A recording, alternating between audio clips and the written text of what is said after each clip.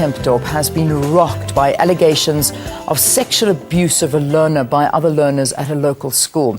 The abuse allegedly happened as part of what appears to be an initiation ceremony at the school in front of a number of other learners, one of whom filmed it on his phone. Well, here to talk to us about this story is our South African Human Rights Commissioner, Dr. Kayum Ahmed. He's just basically talking about human rights violations here in South Africa. It's so good to have you on the program, and welcome. Thank you so much. What was your first reaction when you heard the story? Absolutely horrified to hear that this is something that happens in our schools of all places, and that this is a situation that involves young people between the ages of 14 and 18. This is a particularly complicated matter because it involves allegations of racism, of a violent attack in the form of a rape, as well as initiation ceremonies, all combined into a deeply difficult situation. I think it's also possibly reflective of a deep-seated, entrenched culture of violence that we have in South Africa. And I think the fact that this manifests in the form of these sorts of actions in a school setting is deeply concerning for us as the South African Human Rights Commission. You know, we look at the fact that, 20 years down the line, we've been living in this new democratic South Africa, and that there are such massive incidences of human rights violations in the country. Why is this? I mean, do we find this around the world? Is it normal that you'll have incidences like this, or is it something that's very, very unique to South Africa? I don't think it's particularly unique to South Africa. The Human Rights Commission deals with approximately 10,000 complaints a year of alleged human rights violations, which is a significant amount of complaints. But when you compare us to even developed countries, the United States, countries in Europe, you find that racism, xenophobia are definitely manifestations of those societies. They may be a lot more established democracies.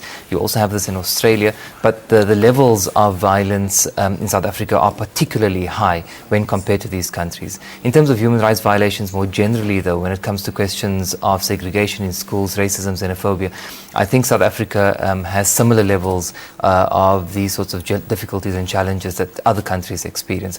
But the nature of the violence we find here is somewhat unique in that I think it depicts where we are as a country and how far we still have to go. I mean, just for viewers out there that are not, and I don't mean to shock you because this is the story. The video footage showed 4 pupils from Hoër Landbou School in Jan Kempdorp pouring shampoo over this grade 12 boy, forcing him to lie on his stomach on a bed. He was then tied to the bed with belts, and a toothbrush and the handle of a mop was shoved up his rectum. One of the perpetrators shaved off the boy's hair, while other pupils were invited into the room to watch what appeared to be an initiation ritual. I mean, reading the story is difficult, never mind having to go through something like that. Indeed. Do we hear of incidences like this happening around the country? We've heard of incidences like this usually at university level, where there is a culture and a long history of these initiation ceremonies. And of course, these initiation practices have now been banned across tertiary institution campuses. But these incidents seem to be fairly rare, and we recognize as the Commission that it's not necessarily something that happens all the time. But when it does happen, I think it really shows the level of shock that we experience as a society, but also perhaps a reflection of some of the deeper underlying issues that we continue to deal with. One of the disturbing things in this video is that there are a group of children watching all of this as it unfolds, clearly in some sort of shock and horror.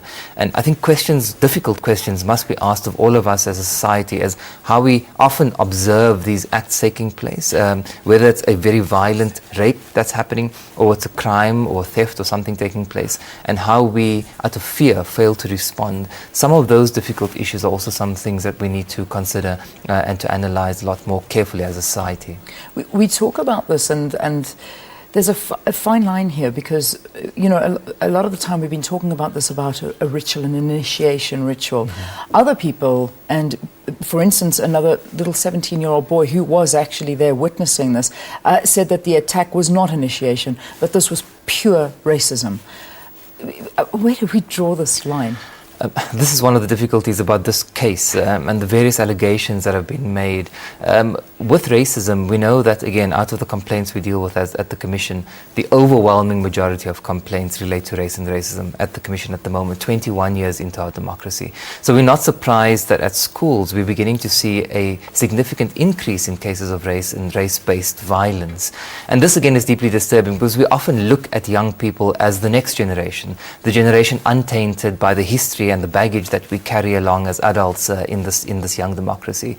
And the fact that young children are now participating in these violent activities, expressing forms of racism, and using social media as a new platform for expressing this hate speech is deeply, deeply concerning for us. And I think it's very worrying, and a lot more attention needs to be paid in terms of giving attention to these issues at schools. All right. Just finally, if we push racism out of the way here, which I think is impossible in a case like this, and we look at initiation.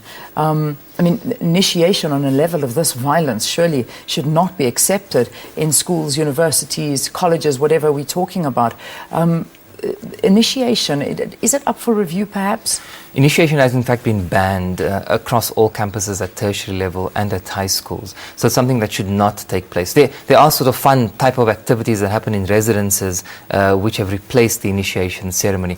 But the idea that initiation ceremonies are connected to questions of power and abuse have historically resulted in these cases being completely abandoned. And I think we must credit the schools and the university management for ensuring that this has happened. The problem, of course, is that young students have a tendency of breaking the rules and wanting to do this despite the fact that it's been banned. And so greater monitoring mechanisms have to be put in place to prevent this sort of thing from happening in the first place. Thank you so much for talking to us.